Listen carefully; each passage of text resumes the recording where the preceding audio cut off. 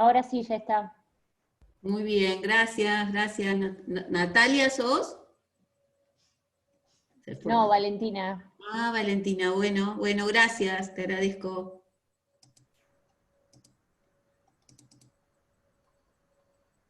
Ahí está. Vamos a esperar unos minutos y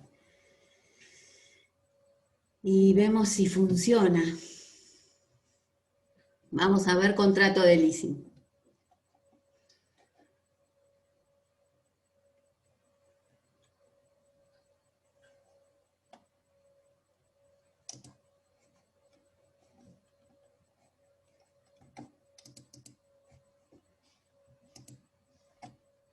Ahí está. Lo están viendo, ¿no? Díganme que sí, por favor.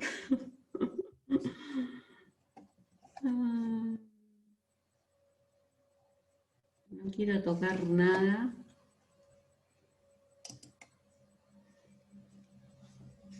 Bueno. Buenas noches, ¿eh?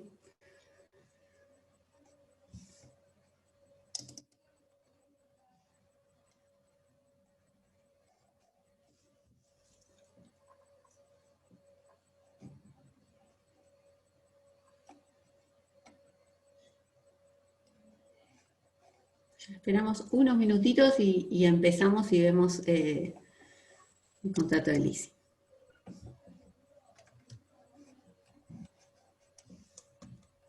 Buenas tardes. Hola, buenas tardes. ¿Cómo estás? Bien. ¿Bien? ¿De vos? Ahí está.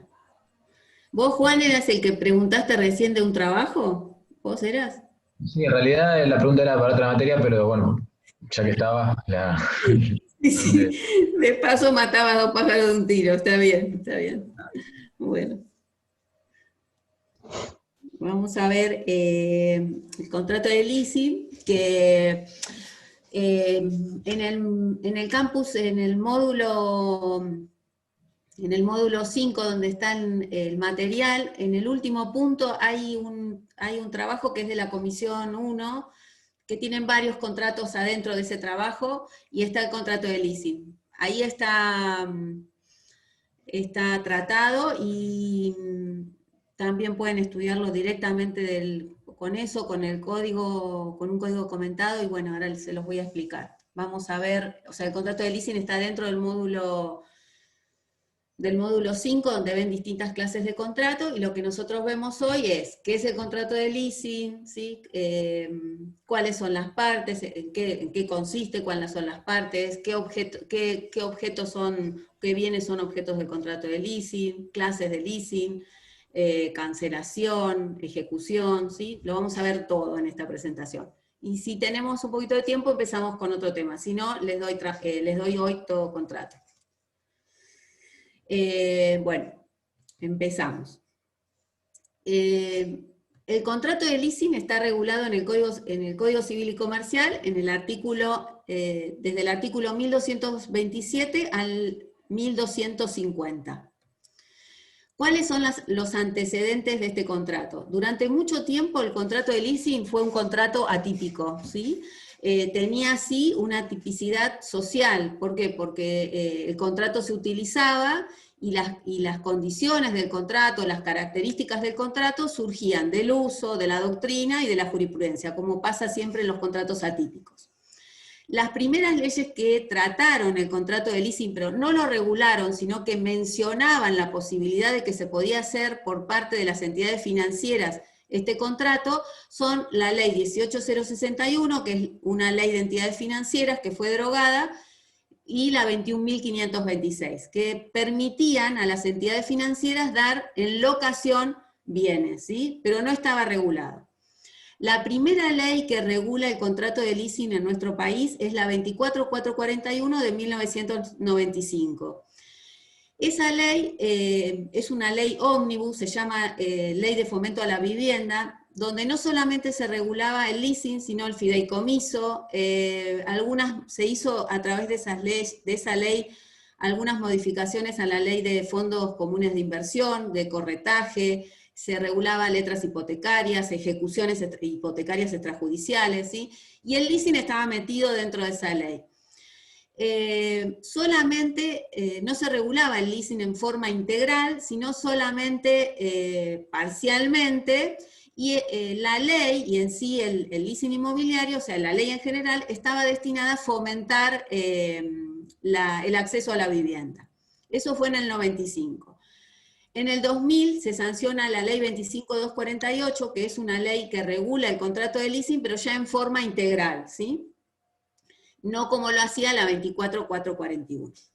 Y el Código Civil y Comercial lo incorpora ahora, toma casi todos los... La ley de leasing sigue vigente, se derogaron casi todos los artículos, y esos artículos derogados se incorporaron al Código Civil y Comercial.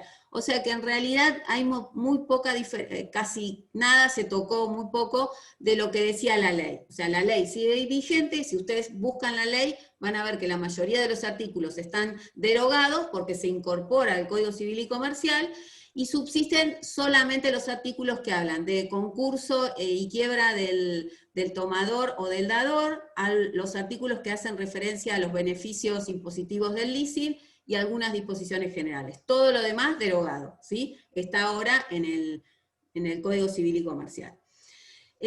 ¿Para qué sirve el contrato de leasing? El contrato de leasing es un contrato que durante mucho tiempo lo usó casi exclusivamente las pequeñas y medianas empresas.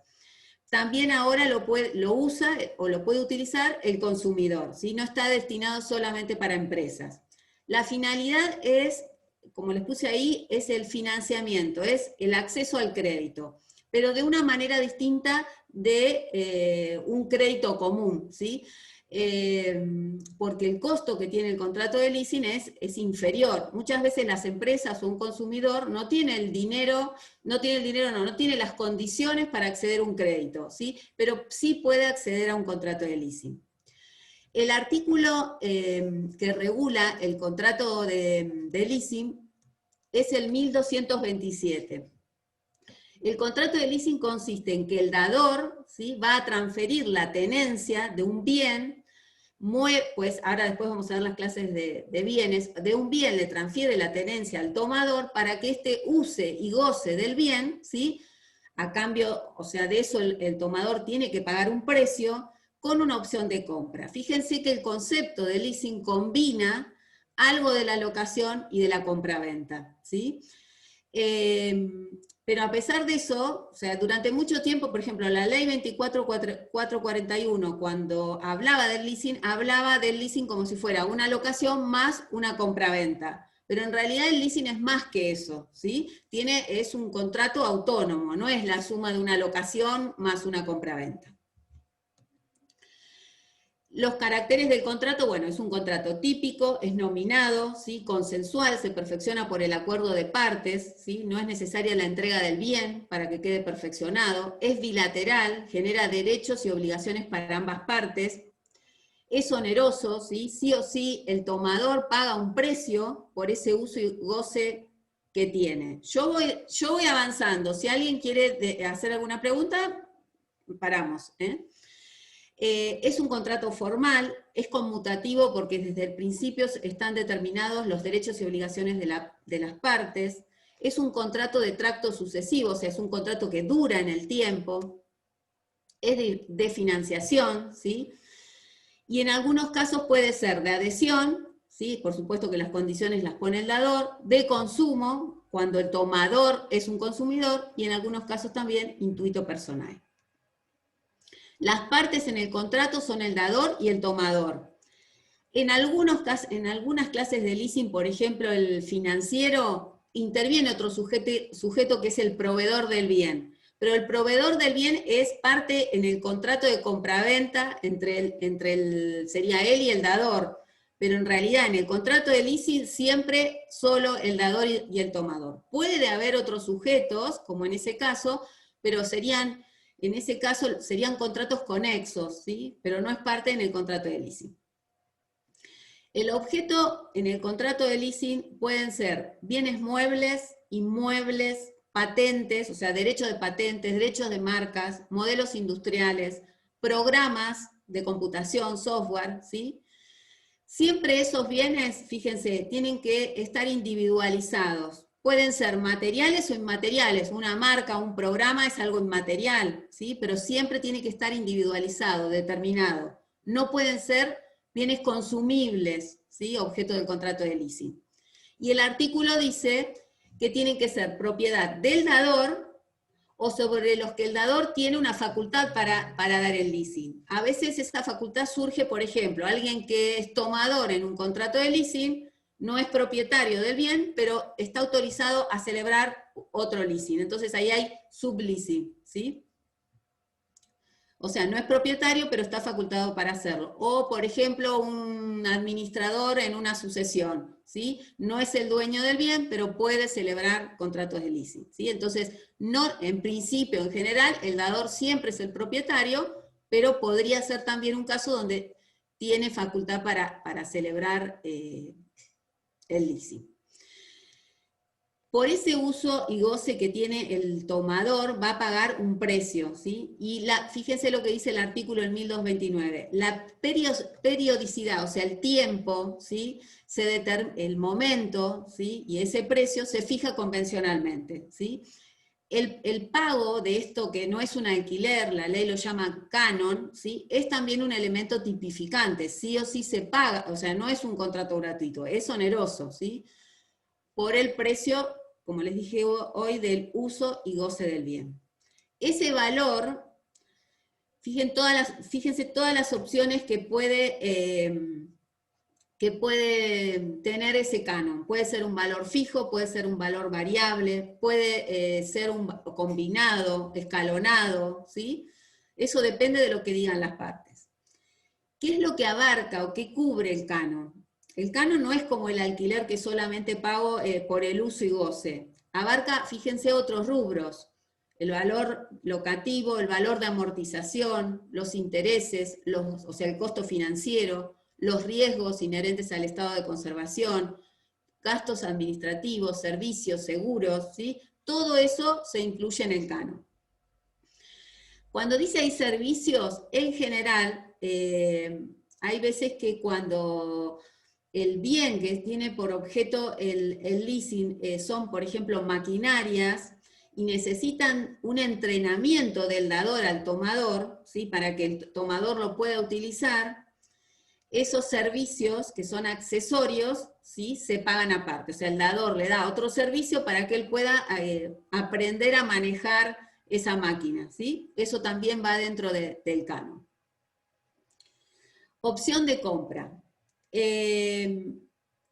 La opción de compra también es un precio, ¿sí? Que va a estar fijado en el contrato, determinado en el contrato. Fíjense que dice determinado o fijado en el contrato o tiene que ser determinable. A veces ya de antemano se sabe que si se ejerce la opción de compra, cuál va a ser el valor, ¿sí? Y a veces no, a veces se establece cómo se va a fijar ese precio. Por ejemplo, en relación a otro bien, en relación al mismo bien en el mercado, o lo va a fijar un tercero a través de un procedimiento determinado, ¿sí? Y ese derecho de opción, ¿sí? O esta opción, es un derecho del tomador, no una obligación. O sea, el leasing combina el uso y goce y la opción, o sea, la posibilidad de que el tomador ejerza o no esa opción de compra, ¿sí? Es una facultad, es un derecho. Y la opción, como dice acá, también es otro elemento tipificante. Si no hay opción, no es contrato de leasing. Y esa opción, en el caso de que la ejerza, la tiene que exteriorizar, ¿sí? No se da por hecho, o sea, tiene que comunicarla al dador. El código habla en realidad el código dice modalidades de leasing, ¿sí? Algunos autores dicen que cuando se habla de leasing, hay un leasing en general, o sea, ponemos la definición, ese es el leasing, y después hay subtipos, ¿sí? Dependiendo del sujeto que interviene, dependiendo del objeto, de los bienes que son objetos del contrato de leasing. Pero otros dicen, no, el leasing, como Lorenzetti, el leasing es uno solo, y lo que hay es modalidades, pero Hay uno solo, ¿sí? Con distintas modalidades, no subtipos. En realidad la discusión no tiene mucho sentido, pero bueno, el código habla de leasing cuando establece los tipos o habla de modalidades. En el 1231 regula, acá tienen dos, después vamos a ver las otras dos, 4 clases de leasing. Leasing financiero, operativo, subleasing y retroleasing. El leasing financiero está incluido en el inciso A, B y C del 1231, ¿sí? ¿Qué es el leasing financiero? En el leasing financiero, el dador actúa, puede ser, como dice ahí, una entidad financiera, o puede ser una sociedad, o también podría ser una persona humana, que va a actuar como intermediario financiero. Entonces, el tomador necesita un bien y no quiere, no puede, ¿sí? O no le interesa adquirir el bien, sino que recurre a una entidad de este tipo para que esa entidad adquiera el bien. Y el tomador elige el bien, le dice, quiero el bien, no sé, es la camioneta que vende Ford, ¿sí? O no indica quién es el vendedor, pero le da características. Y en base a esas características, el dador adquiere el bien. En ese leasing financiero está el proveedor del bien, o sea, tienen dador y tomador en el contrato de leasing. Y el proveedor, ¿sí? No es parte el proveedor del bien no es parte en el contrato de leasing, es proveedor. Él celebra un contrato de compra-venta. ¿Voy muy rápido? ¿O voy bien? ¿Bien? Háganme así con la cabeza. ¿Sí? Bueno. El proveedor del bien celebra un contrato de compraventa con el dador, o sea, le vende la camioneta, la máquina al dador. Ese contrato de compraventa es un contrato de los llamados conexos, ¿sí? O sea que ese contrato es necesario para celebrar después el contrato de leasing. Entonces, en el leasing financiero, esencialmente el dador actúa como intermediario. En el leasing operativo, el dador es el fabricante, importador, distribuidor del bien o vendedor del bien, ¿sí? Entonces, el que fabrica ese bien, fíjense, fotocopiadoras, computadoras, cualquier clase de máquina, la vende al tomador, ¿sí? Ese es el leasing operativo. Después tienen en el mismo artículo el leasing retro o leaseback, que es el inciso E, y el subleasing en el inciso F. ¿Cuál es el leasing retro? El tomador en un contrato de leasing tiene un bien, ¿sí? Dentro de su patrimonio, pero no quiere, o sea, ese bien que puede ser un inmueble, por ejemplo, está dentro de su activo, pero se encuentra inmovilizado. Entonces, lo que hace es venderlo, el propietario de ese bien lo vende al dador, ¿sí? Y el dador, a su vez, se lo da en leasing, con la opción de compra. Entonces, el tomador de esa manera sigue usando el bien que es propio, ¿sí? Lo sigue usando, lo vendió al dador, con la opción de recuperarlo, ¿sí? Fíjese, es la operación en la cual el propietario de un bien lo transfiere por medio o lo vende, ¿sí? Al dador, que a su vez se lo vuelve, ¿sí? A dar en leasing, con la opción de compra, ¿se entiende? Él lo vende, pero celebra un contrato de leasing. Entonces, si bien no lo tiene dentro de su patrimonio, va a poder seguir usando, no lo tiene en cuanto a propiedad, ¿sí? Va a poder seguir usando y gozando, y en determinado momento ejercer la opción de compra y lo recupera. Y de esa manera le da movilidad a ese activo. Y el subleasing, fíjense, el dador no necesariamente tiene que ser el propietario o poseedor del bien. Hay alguien que celebra, por ejemplo, un contrato de leasing, y dentro de ese contrato de leasing tiene la facultad de volver a celebrar con un tercero un contrato de leasing. O sea, quien es tomador en un contrato se convierte en dador en el segundo leasing. Por eso es subleasing. Sí o sí ahí hay un leasing y después surge otro en virtud de que el tomador lo celebran. Por eso no necesariamente tiene que ser propietario del bien para dar el leasing. Entonces, volviendo para atrás, el 1231, 4 clases de leasing: financiero, operativo, retro y subleasing. El 1232 establece responsabilidades, acciones y garantías del dador. Fíjense que el dador en las distintas clases de leasing que vimos, ¿sí?, no tiene las mismas responsabilidades. En el primero, o sea, el dador cuando compra el bien, que son todos los casos del leasing financiero, solo cumple el contrato adquiriendo los bienes indicados por el tomador y puede liberarse convencionalmente de la responsabilidad de entrega de la obligación de saneamiento. La obligación de saneamiento son los vicios de garantía de evicción y vicios reviditorios. ¿Por qué se puede liberar? Porque en realidad el tomador en el leasing financiero tiene acción, la ley le da, o el código, le da acción directa contra el proveedor del bien. Fíjense, el proveedor del bien no celebró el contrato con él, pero es un contrato conexo, y la ley expresamente le reconoce al tomador, por cualquier problema que haya con los bienes, ir directamente contra el proveedor, si así se combina. En el caso de que el dador sea el propietario, o sea, en el caso del leasing operativo, no se puede liberar porque él es el fabricante, ¿sí? Entonces tiene las dos obligaciones. Tercero, este es el leasing, el retroleasing. El dador que compra el bien al tomador y luego se lo da en leasing, tampoco responde, porque el bien originariamente era del tomador. Entonces no responde ni por la entrega ni por la garantía de saneamiento, salvo pacto en contrario. Y en el último caso, que corresponde al subleasing, depende, ¿sí?, como el subleasing va a depender de la clase de leasing, si es operativo o financiero al cual está ligado, ahí será de acuerdo a alguno de los supuestos anteriores. Plazo.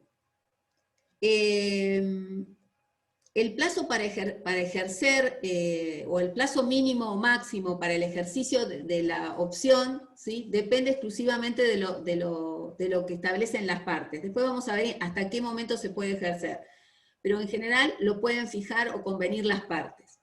El 1250 dice que no se aplican ni los mínimos ni los máximos, ¿sí?, de las normas relacionadas con la locación, ¿sí?, salvo que se haya convenido otra cosa convencionalmente. Pero en principio no hay plazo mínimo ni máximo. ¿Hasta acá vamos bien? Bueno, ahora vamos a ver la forma que tiene que tener el contrato.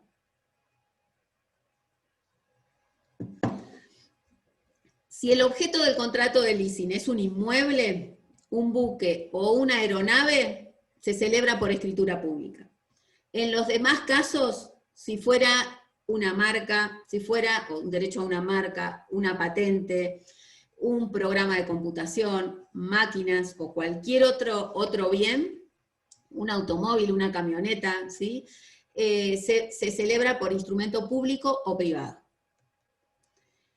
El contrato entre partes siempre tiene efectos, ¿sí?, pero para que sea oponible el contrato de leasing frente a terceros, ¿sí?, hay que hacerlo, o queda perfeccionado, entre las partes de su celebración, pero con respecto a terceros, cuando se inscribe. Entonces, yo puedo hacer el contrato de leasing, no lo inscribo, ese contrato no es oponible a terceros. Los terceros pueden ser, por ejemplo, los acreedores de las partes. Es como si no estuviera celebrado. Por eso la importancia de la inscripción. Entonces, repito, si son bienes inmuebles, buques o aeronaves, escritura pública; en todos los demás casos puede ser instrumento público o privado. La inscripción. La inscripción se puede realizar a partir del momento de la celebración del contrato. No es necesario la entrega del bien. Recuerden que el contrato es consensual, se perfecciona por el acuerdo de partes. Entonces, yo puedo celebrar el contrato de leasing, lo inscribo y no entregué los bienes. Es independiente. Si quiero que el contrato tenga efectos desde que los bienes se entregan al tomador, es necesario inscribirlo dentro de los 5 días, ¿sí?, desde que se hizo la entrega del bien al tomador. Y si no se hace dentro de los 5 días, la inscripción, los efectos son a partir de la inscripción. No existe un registro único para inscribir el contrato de leasing, ¿sí? Si ustedes celebran un leasing sobre un inmueble, sobre una patente o sobre una marca, no hay un registro único. ¿Dónde lo inscribimos entonces? Si es un bien mueble, inmueble, en el registro de la propiedad inmueble. Si es un buque, una aeronave, también tienen registros especiales. Si es un automotor, un camión, también en el registro respectivo. En todos los demás casos, incluso, por ejemplo, un programa de computación, un software, también las marcas, a pesar de que tienen registro, patentes, todos esos, o lo que también entrarían los bienes muebles no registrables, se inscriben en el registro de créditos prendarios. Vieron que el registro de automotores es registro de automotor nacional y de registro de créditos prendarios, ¿sí? Ahí se inscribe el contrato de leasing, ¿sí? Entonces, repito, si es un inmueble, en el registro de la propiedad inmueble, un automotor, registro de automotor, buque, aeronave, también, registro especial, en los que tienen registros especiales. Bienes muebles no registrables, en el registro de créditos prendarios. Ahí inscribimos también marcas, patentes y programas de computación.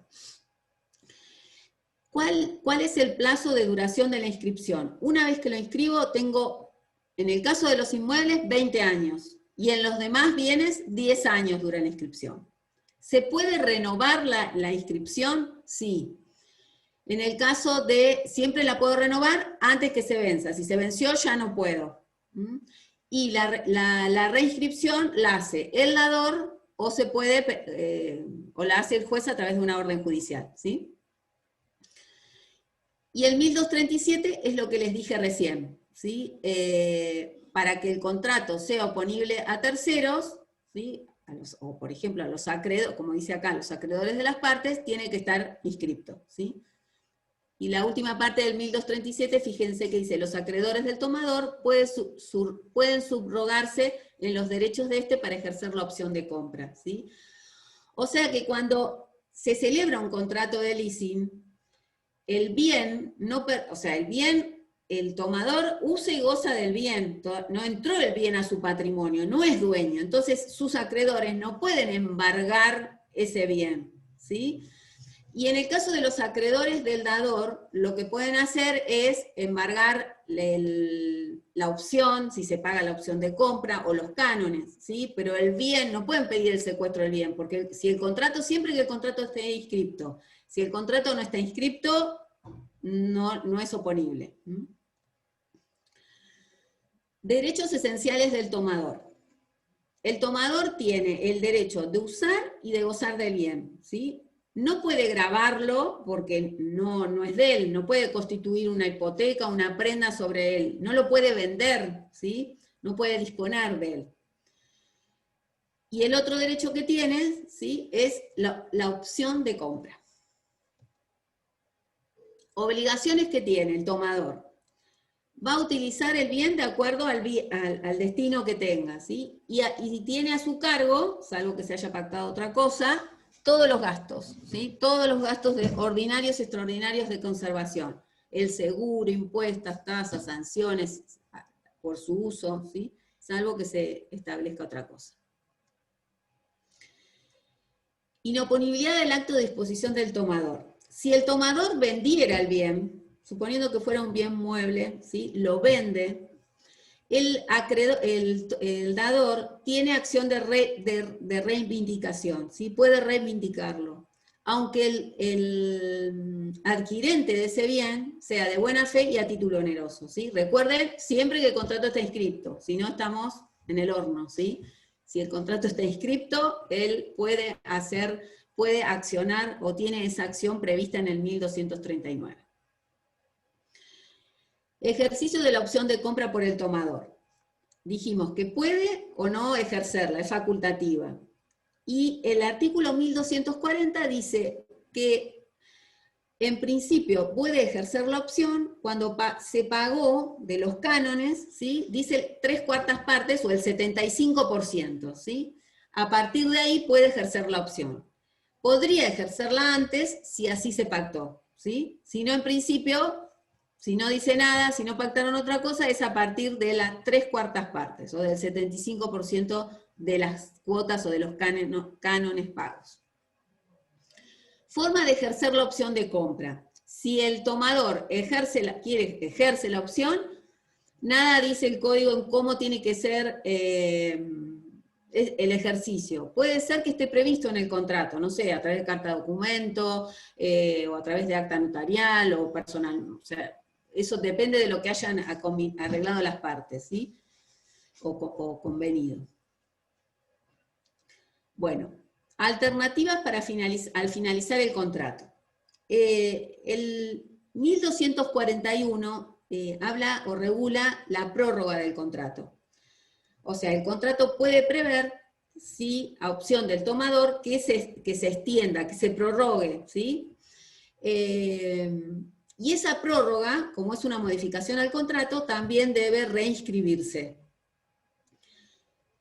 El código regula en este artículo solo la prórroga, pero pueden pasar otras cosas en el contrato de leasing.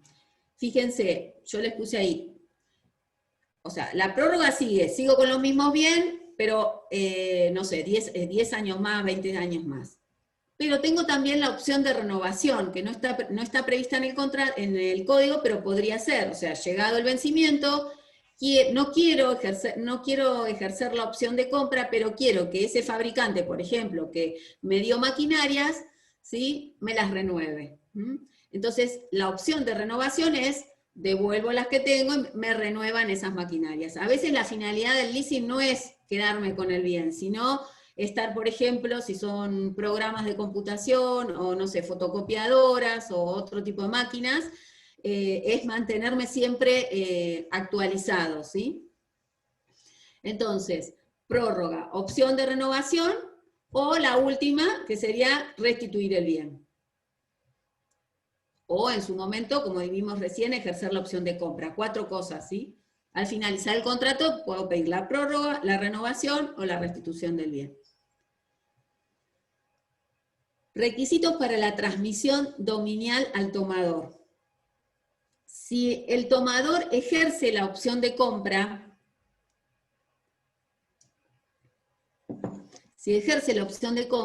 la comunica, ¿sí?, ejerce la opción, paga el precio, ¿sí?, y ahí nace, ¿sí?, o tendría el derecho a la transmisión del dominio. ¿Basta con eso? Y no, o sea, no me basta ejercer la opción y pagar el precio. Después hay que cumplir con los demás requisitos dependiendo de los bienes, ¿sí? Si es un bien inmueble, tendré que hacer la escritura; si es un auto, la transferencia, ¿sí? Depende de cada uno de los bienes. No basta solo con el ejercicio de la opción y el pago del precio. El 1243 habla de la responsabilidad por riesgo o vicio de las cosas que tiene el tomador, ¿sí? La responsabilidad es del tomador, ¿sí?, por los daños que se produzcan. Generalmente, o generalmente no, casi siempre, dentro del canon también ha incluido un seguro por la posibilidad de que se produzcan daños producidos por las cosas que son objeto del leasing. Bueno, cancelación de la inscripción. Van a ver ustedes que el código en estos 3 artículos, en 1244, 1245 y 1246, habla de la cancelación de la inscripción. Nosotros inscribimos el contrato, ¿sí?, de leasing. Pero no de todas las cancelaciones de todos los bienes regula, solamente habla de los bienes muebles, ¿sí?, bienes muebles no registrables, ¿sí?, y software. No de los bienes muebles registrables, ni de los inmuebles. Ahí les puse, se aplica a cosas muebles no registrables y software, ¿sí? Se excluyen todas las demás, porque se rigen por la ley especial. Los 3 supuestos que ustedes encuentran ahí, los 3 artículos, hablan solamente de la cancelación. La cancelación de la inscripción se puede pedir porque se pagó el canon y se devolvió el bien, o porque se pidió la opción, se ejerció la opción de compra, ¿sí? El 1244 habla de eso. Y ¿quién pide la cancelación? La puede pedir el tomador dentro de un proceso judicial, ¿sí? Pide que se cancele porque pagó todos los cánones, devolvió el bien o ejerció la opción, y quiere que se, por decirlo de alguna manera, se borre, ¿sí? O se cancele esa inscripción. Y la puede pedir también el dador o el cesionario, ¿sí? Eso dice el 1244. Y el 1245 y el 1246, que siguen hablando de lo mismo, es una cancelación de la inscripción extrajudicial, pedida por el tomador, pero no judicial. El 1244 regula el pedido de cancelación del tomador judicialmente, o sea, hay una causa, o a pedido del dador. Y los dos otros, el 1245 y el 1246, regulan la cancelación de inscripción extrajudicial, o sea, no hay juicio, ¿sí? Y el tomador, ¿sí?, quiere que se cancele la inscripción porque, por ejemplo, ejerció la opción de compra, ¿sí? Ese proceso es extrajudicial y se hace en el registro, ¿sí? Como es un bien mueble no registrable, se va a hacer en el registro de créditos prendarios. El 1245 exige una serie de requisitos que tiene que cumplir para poder pedir la cancelación, ¿sí? Entre los que está notificar al dador, acreditar que pagó, ¿sí? Y el 1246 regula el proceso que vaya a llevar adelante en el registro para notificar al dador, ¿sí? Y el dador en esa notificación puede aprobar, decir que está todo bien, ¿sí?, manifestarse y dar su aprobación, no decir nada, y el silencio considera el código que es una aprobación, o no estar de acuerdo, porque, por ejemplo, no está de acuerdo o dice que no se pagó la totalidad de lo que se debía en cuanto a la opción de compra. Entonces, ahí, como hay una disconformidad del dador, el tomador no le queda otra que iniciar una acción judicial para pedir la cancelación. ¿Se entiende? Todo esto de cancelar, les repito, porque lo van a ver y se van a preguntar, pero ¿por qué solamente de bienes muebles no registrables y software? ¿Sí? Porque en realidad todo lo demás se rige por la ley especial. Y estos 3 artículos se refieren solamente a bienes muebles no registrables o software. Después, los 2 artículos que vienen en el código establecen un procedimiento para el caso de que el tomador no cumpla con el canon, ¿sí? El 1248 tiene por objeto un inmueble, y el tomador no paga el canon. Entonces, el dador tiene determinadas facultades, o el código le da determinadas herramientas legales para que pueda actuar contra él. Dependiendo, ahora vamos a ver qué es lo que dice, dependiendo de la cantidad de cuotas o cánones que haya pagado, va a ser la medida o la acción que tiene, ¿sí? Fíjense, trae tres posibilidades. Si pagó menos de un cuarto, o sea, menos del 25% del canon, el tomador, que es el que paga, se produce la mora automática y el dador puede iniciar directamente la demanda de desalojo. Esa es una posibilidad, o sea, ahí pagó muy poco, entonces el código dice, bueno, mora automática, demanda de desalojo. Después en la demanda de desalojo se pueden presentar distintas situaciones, pero a grandes rasgos, para que recuerden, sería así. Si pagó entre el 25% y el 75%, ¿sí?, la ley lo exige al dador que lo intime extrajudicialmente antes de iniciar el desalojo, que lo intime por 60 días. Y después sí puede iniciar la demanda de desalojo.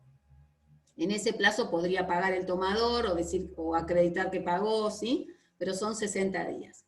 Y por último, si pagó más del 75%, extrajudicialmente lo tiene que intimar por 90, acá está tapado, 90 días, ¿sí? Y después recién puede iniciar el desalojo. Producido el desalojo, porque acá no está cobrando lo que le deben, solamente es para sacarlo del inmueble, producido el desalojo, el dador puede reclamar lo adeudado, ¿sí? Por vía ejecutiva, más los intereses. Y también podría reclamar daños y perjuicios, ¿sí? Entonces, volviendo para que les quede claro. Lo que regula el código es un procedimiento que tiene el dador, ¿sí? El dador del bien inmueble, que va a tener que seguir adelante para poder desalojar al tomador que no cumplió con el canon, ¿sí? Dependiendo de la cantidad de cánones que haya pagado, es el tiempo que tiene o qué es lo que hace el código es determinar, ¿sí? En los tres casos se produce la mora automática. En el primero le permite iniciar la demanda de desalojo directamente. En los demás casos hay que intimar antes de iniciar extrajudicialmente la demanda de desalojo. Acá le puse un auto, porque en realidad el 1249 se refiere al leasing mobiliario, ¿sí?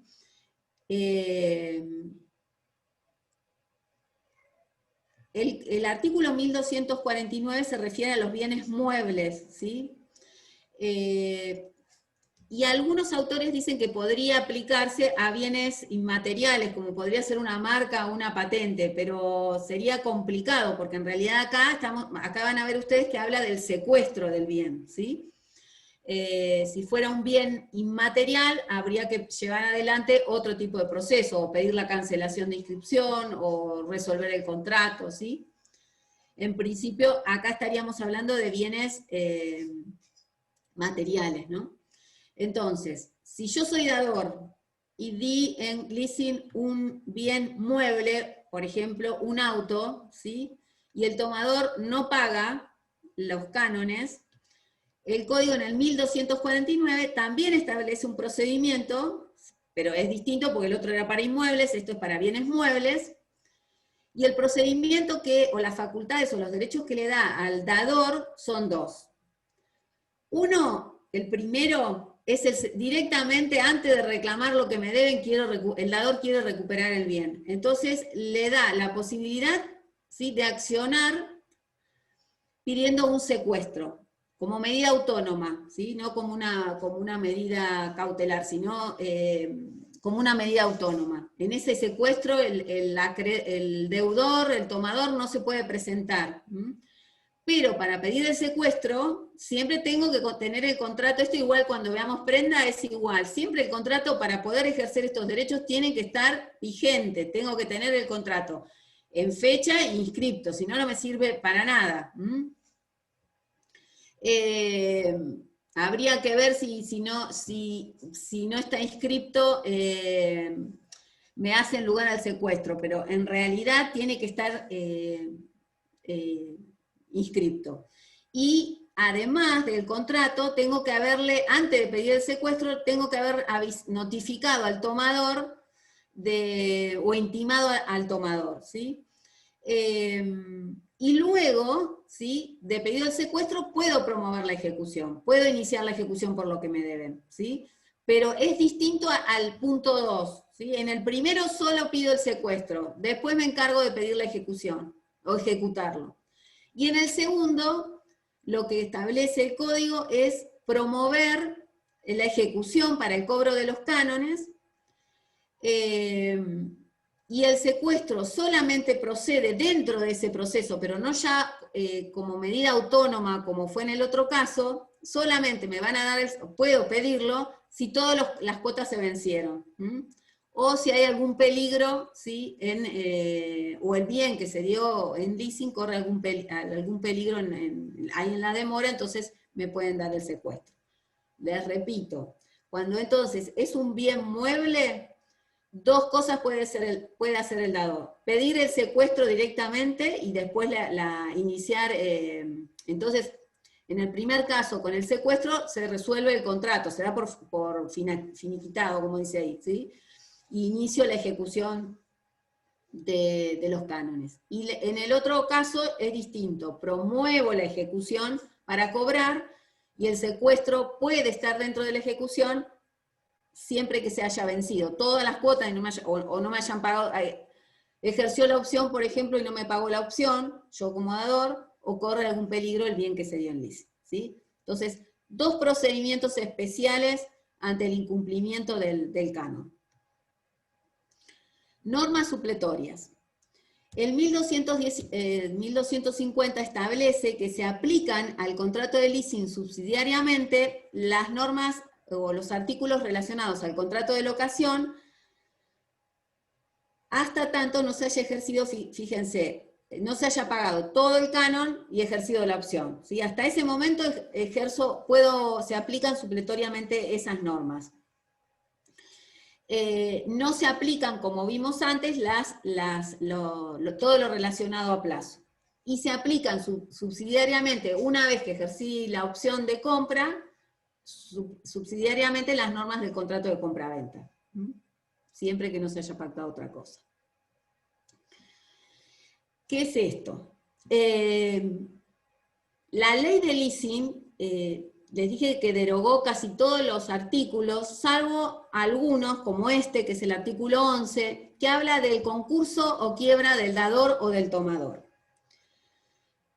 Si el dador cae en concurso o quiebra, el contrato continúa igual, ¿sí? Por el plazo convenido. Y el tomador puede ejercer la opción, o sea, ahí no hay ningún inconveniente. Ahora, si el que concursa o quiebra es el tomador, va a depender, si es un concurso 30 días o en el plazo de 60 días decretada la quiebra, el síndico puede optar o decidir si continúa con el contrato, como dice ahí, o lo resuelve. Fíjense que en el primero es el dador que cae en concurso o quiebra, y en el segundo es el tomador, ¿sí? Quien decide si sigue o no el contrato de leasing en el caso del concurso del tomador es el síndico. Y pasado esos plazos sin que se haya ejercido la opción, el contrato se considera resuelto de pleno derecho. El dador, ¿sí? Igualmente, a pesar de, suponiendo que se resuelve el contrato y hay cuotas pendientes, se presenta a verificar su crédito en el concurso o en la quiebra, por los cánones, si hay cánones pendientes o cuotas pendientes. Cláusulas del contrato. Estas son algunas cláusulas que van a estar, por supuesto que puede haber otras. Cláusulas del contrato de leasing. Bueno, ¿quién es el dador? Va a parecer obvio, ¿no? ¿Quién es el dador? ¿Sí? ¿Quién es el tomador? Nombre, domicilio, los datos de las partes, la individualización del bien, ¿sí? Recuerden que pueden ser bienes muebles, inmuebles, pero siempre tienen que ser determinados, individualizados, pueden ser derecho a una marca, una patente, un programa, ¿sí? No pueden ser, como les dije, cosas consumibles. La duración del contrato, la ley no establece o el código no establece un plazo, eso depende de lo que establezcan las partes, también depende del bien, ¿sí? Que es objeto del leasing.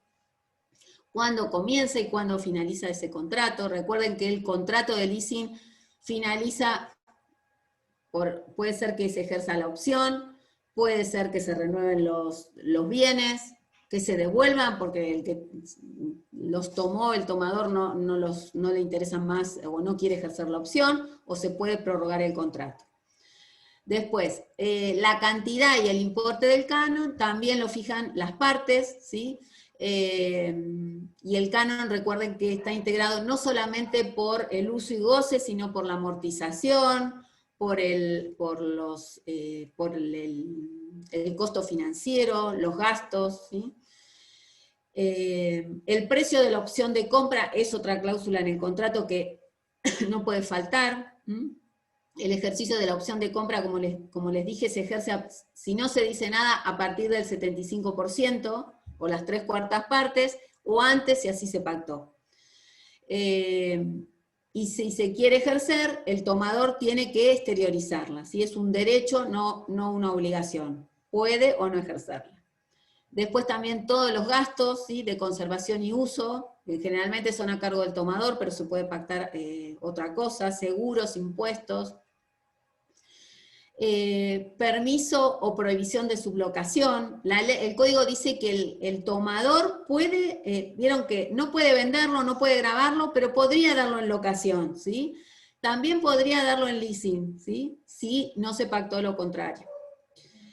Bueno, el ejercicio de la opción ya les dije, la prórroga del contrato, opción del tomador y las condiciones, ahí en ese caso también hay que reescribirlo.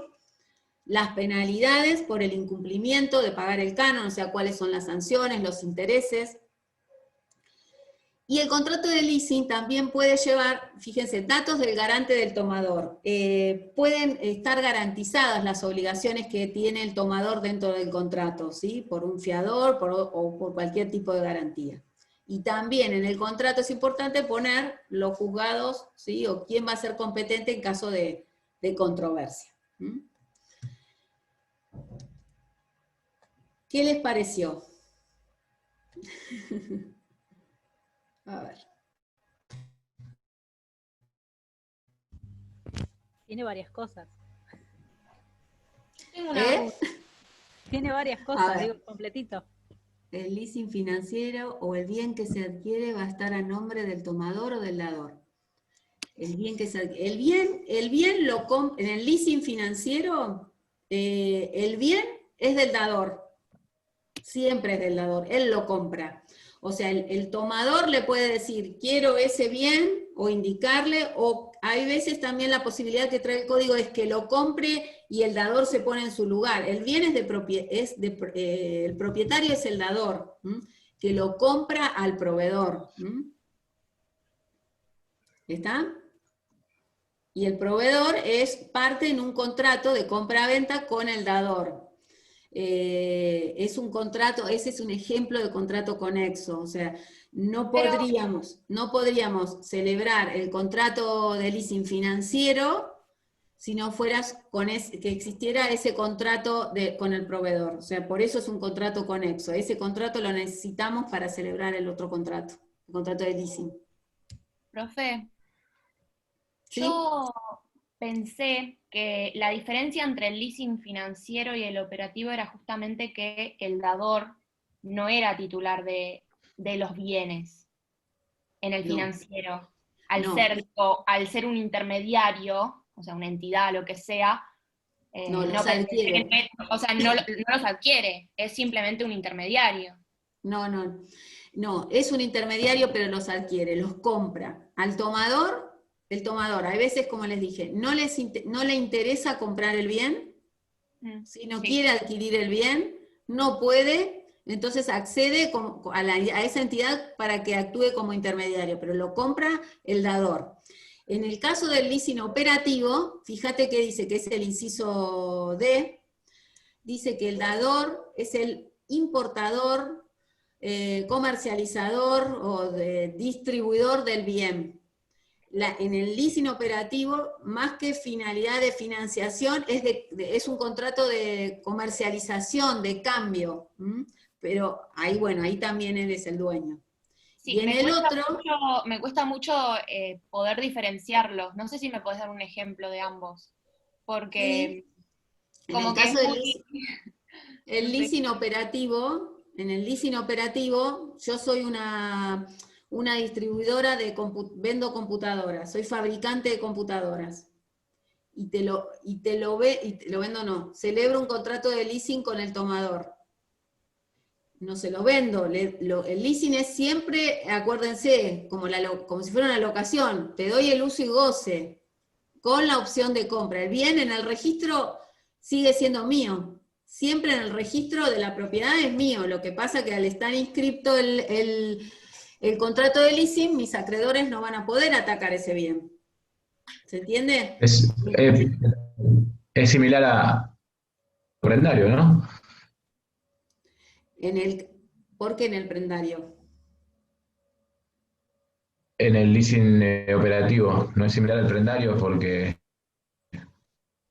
está, digamos, como Cuando vos constituís ante el una prenda con incumplimiento registro... Te escucho. Ante el incumplimiento del tomador, el acreedor, en este caso la entidad, tiene cobro ahí, o sea, va a ejecutar ahí No te escucho bien. directamente. El acreedor, sí. Que ante el El incumplimiento... acreedor ejecuta por los cánones. pero el bien Y El bien sigue siendo del dador. En la prenda con ajá, registro, está bien. escucha, en la prenda con registro vos das un bien en garantía de una obligación, comprás un auto, te prendan el auto es tuyo, y el acreedor, ¿sí? O sea, no es del acreedor, el acreedor lo que tiene es una prenda con registro, o sea, el auto lo tiene en garantía de lo que vos debés. El bien acá en el contrato de leasing también se habla de garantía, porque en realidad el bien sigue siendo del dador. ¿Entendés?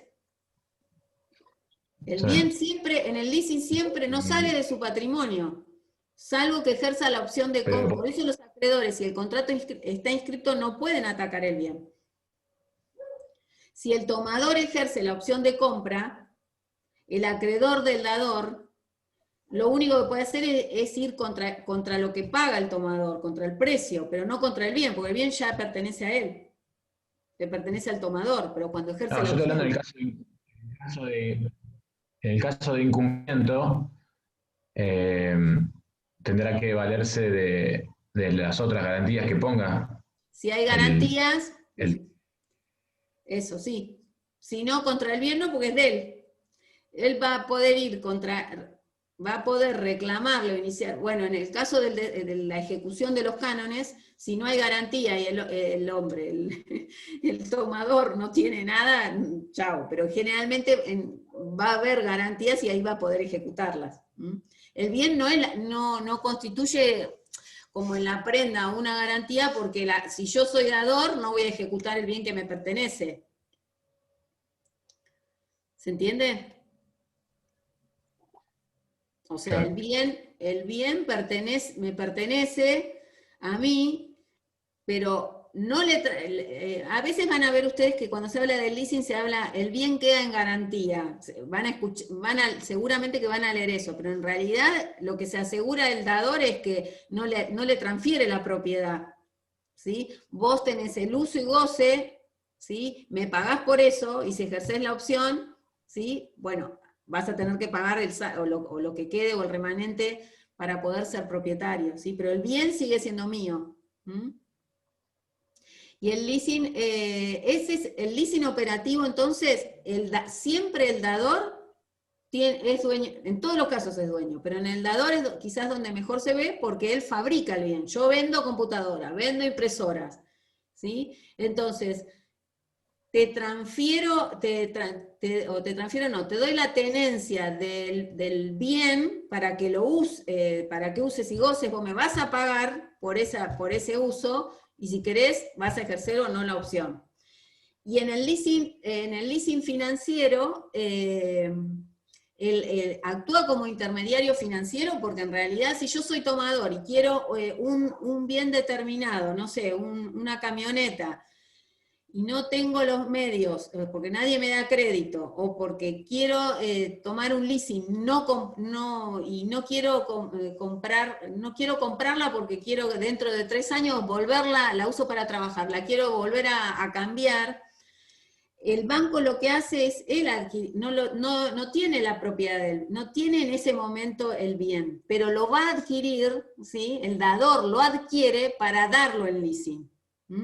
Pero él es el propietario, actúa como intermediario financiero, pero comprando el bien.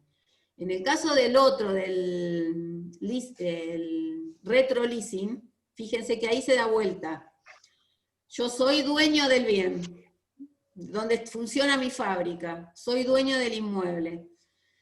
Entonces lo que hago, se lo vendo al que sería después el dador, se lo vendo a una entidad, a una sociedad de leasing o a una persona humana. Lo vendo. Pero a su vez celebramos un contrato de leasing. ¿Sí? Yo ya ahí no soy más dueño del bien. Tengo el uso, el goce del bien y tengo la opción de compra. Mi idea no es deshacerme del bien, pero lo vendí, no lo tengo más. ¿Se entiende cómo funciona el retro leasing? O sea, soy dueño del bien, lo vendo a una sociedad de leasing. ¿Sí? Esta sociedad, a su vez, lo adquiere, es propietaria, me lo da en leasing a mí, pero el bien no me pertenece más a mí. ¿Se entiende? Pero ahora que tengo el uso y goce, lo tengo en leasing con la opción de recuperarlo, porque voy a tener la opción de compra. Todo esto se da en el mismo acto. Lo vendo y a su vez celebramos el contrato de leasing. Y tengo o sea, el bien salió de mi patrimonio, pero yo tengo la posibilidad, empresa, de recuperarlo. Entonces, ahí se dice que se dio liquidez a ese activo que yo tenía inmóvil, o sea, tenía el inmueble, pero no necesitaba producir algo o elaborar un nuevo producto, entonces me convenía venderlo, ¿sí? Y después recuperarlo. El dueño es el tomador, le transfiere el bien por contrato, sí. Guillermo es así. ¿Vos sos Guillermo? Bueno, Guillermo es así. El tomador, que era el dueño del bien, lo vende y lo toma en leasing. Después, el dador como titular del bien en caso del bien mueble, mientras el tomador le paga el canon. El dador como titular del bien en caso del bien mueble, mientras el tomador le paga el canon y éste manifiesta que quiere comprar el mismo. Tiene que terminar de abonar los cánones para poder... No. O sea, yo tengo un bien, suponiendo que fueran las máquinas, pago el canon y tengo la opción de compra. El código dice que la opción la puedo ejercer cuando pagué, si no se pactó nada, el 75% de los cánones. Ahí puedo ejercer la opción. La puedo ejercer antes si está pactado, ¿sí? O sea, la opción siempre la voy a ejercer antes de finalizar el contrato, porque si finalizó el contrato ya pagué todo. No tiene que terminar de pagar los cánones. ¿Cuál es el sentido o la circunstancia en que sería recomendable la segunda opción que le da el código al dador para un bien mueble cuando el tomador no paga el... ¿Cómo dice cuál es el sentido o la circunstancia que sería la opción que le da el código al dador para un bien mueble cuando el tomador no paga el canon? La primera opción le da el derecho del secuestro del bien y promover el juicio ejecutivo. Porque en el primero resuelve el contrato, en el segundo no. En principio, en el segundo él lo único que le interesa es resolver el contrato. En cambio, en el primero, en la segunda opción, no queda resuelto el contrato. Yo reclamo, puede ser que pague, ¿sí? Y que sigamos con la relación. Salvo que se haya pagado todo el canon, entonces ahí sí me dan el secuestro. O sea, son dos medidas distintas. En el secuestro, cuando yo pido el secuestro, mi idea es, chao, quiero resolver el contrato, y no se da dentro de un proceso, ¿sí? Para poder hacer ese secuestro, yo tengo que tener el contrato inscripto, como les dije. Y en esa medida, en la prenda con registro tiene algo similar. En ese secuestro, el tomador no tiene derecho alguno. Hay algunos fallos en prenda con registro que podemos saber, donde si el tomador es consumidor, se aplica la ley de defensa del consumidor, entonces podría tener ahí algún derecho. Ahí no tiene. ¿Cuál es el sentido? Ese ya está. En el leasing financiero hay dos contratos. El contrato de compraventa, que se... Sí. Sí, en el contrato de leasing financiero, como les dije recién, hay dos contratos. El proveedor del bien, o sea, el que vende los camiones, por decirle algo, y la entidad financiera que celebran un contrato de compraventa en virtud de que el tomador quiere un bien determinado, o sea, le dice al dador, quiero determinada marca y determinada concesionaria, o de acuerdo a determinadas características, sin marca, pero le indica. Entonces, el contrato de compra-venta entre proveedor y dador es un contrato conexo al contrato de leasing, ¿sí? Pero es entre el dador y el proveedor. Fíjense que cuando hablamos de las responsabilidades del dador en el contrato de leasing, en el caso del leasing financiero, el tomador, por algún incumplimiento, por ejemplo de entrega o de obligaciones de saneamiento, tiene acción directa contra el proveedor. La acción directa está expresamente reconocida. Bueno, ¿les quedó claro o no? Silencio. Para resumir y terminar, y Sí, así bastante. no vamos a ver otro tema, para cerrarlo. Entonces, recuerden, es un contrato típico, la ley tomó, ¿sí? El Código Civil y Comercial tomó casi toda la ley de leasing está derogada, tomó casi todos los artículos, salvo algunos, ¿sí? Y regula el leasing, ¿sí? Con distintas modalidades. Siempre el leasing combina, si bien combina locación y compraventa, es un contrato autónomo. Las partes dador y tomador. El dador le entrega la tenencia del bien, recuerden, no le transfiere la propiedad, le da la tenencia, ¿sí? Para que el tomador use y goce del bien con la posibilidad de ejercer la opción de compra. Lo utilizo, uso, gozo del bien. Si no quiero, no ejerzo la opción. También depende del tipo de bien. La opción, si se ejerce, se tiene que exteriorizar. No hay plazos mínimos y máximos establecidos en el código en relación al tiempo que dura el contrato de leasing, ni tampoco el valor, o está determinado cómo se fija el valor de la opción. La opción la fijan, el precio la fijan las partes en el contrato o establecen el procedimiento. ¿Cómo sería el procedimiento? En relación a otro bien, en relación al mismo bien en el mercado, un tercero lo fija. Después, leasing, 4 clases: financiero, operativo, ¿sí? Subleasing, retroleasing. Cada uno de esos contratos, el dador tiene distinta responsabilidad en relación a la entrega del bien y a las obligaciones de saneamiento. La forma del contrato de leasing es entre partes, o sea, el contrato es consensual, entre partes desde su celebración tiene efectos, pero para que tenga efectos en relación a terceros, tiene que estar inscripto. Si no, el contrato es inoponible. Se inscribe. Si es un bien, o sea, el leasing tiene por objeto inmuebles, muebles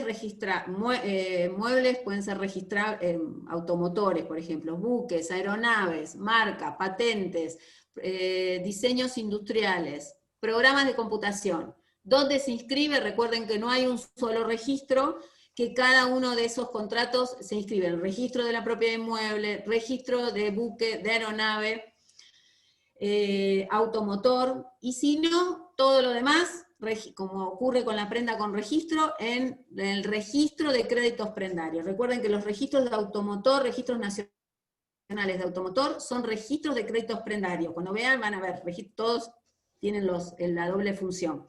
Se aplican, van a ver también que eso no se los dije, hay un artículo que dice que se aplican, además de las disposiciones o leyes especiales para cada uno de los bienes, para los bienes muebles no registrables, se aplica la ley de prenda para algunas cuestiones, la ley de prenda con registro. Después otra cosa importante es la cancelación. Cuando vean cancelación de la inscripción, recuerden que no es la cancelación para todos los bienes, sino que regula solamente los bienes muebles no registrables, ¿sí? Y programas o software. Y por último, la ley establece los dos procedimientos, le da herramientas al dador en caso de incumplimiento del tomador, en el canon, ¿sí? Distintas cosas que puede hacer, dependiendo de un inmueble o de un inmueble. Y las normas que se aplican supletoriamente son las de locación, de compra-venta, salvo lo que tiene que ver con los plazos mínimos y máximos, que eso no se aplica salvo pacto en contrario, ¿sí? Aunque no sea dueño del bien. Sí, eso lo establece el código, que la responsabilidad es objetiva, es responsabilidad de él como guardián de las cosas. Pero generalmente, como les dije, el dador incluye, ¿sí? Un contrato de seguro por esos daños que se puedan producir en el transcurso del contrato. ¿Sí? ¿Les quedó claro? Paula Y la responsabilidad, bueno, ya está, eso ya está. Bueno, no vamos, por hoy no vamos a ver nada más. El lunes que viene, como es el Día del Estudiante, no les voy a dar clase, pero el que quiere, como el próximo tema va a ser transferencia de fondo de comercio, está grabada la clase, ¿sí? En el grupo de Facebook hay 2 videos de transferencia de fondo de comercio, está abajo de todo, si no lo encuentran, porque fue una de las primeras, como para escucharlo, y cuando yo les explique, les explique el tema, ya lo tengan más presente, ¿sí? La ley es la 11.867. Así que bueno, por hoy creo que está bien. ¿Sí? Que tengan un lindo día el próximo lunes.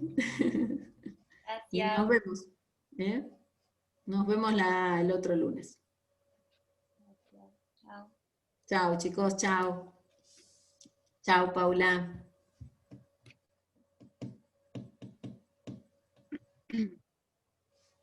Chao, profe. Chao, chao.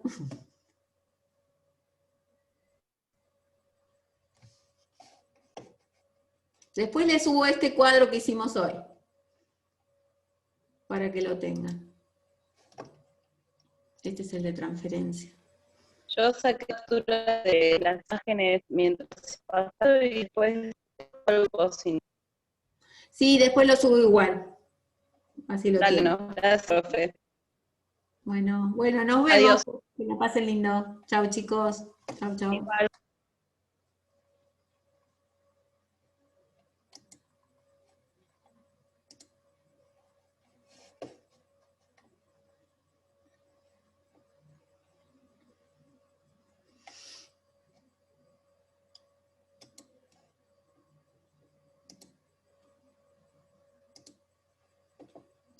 Me olvidé de ponerles... Ah, lo apagué, mira.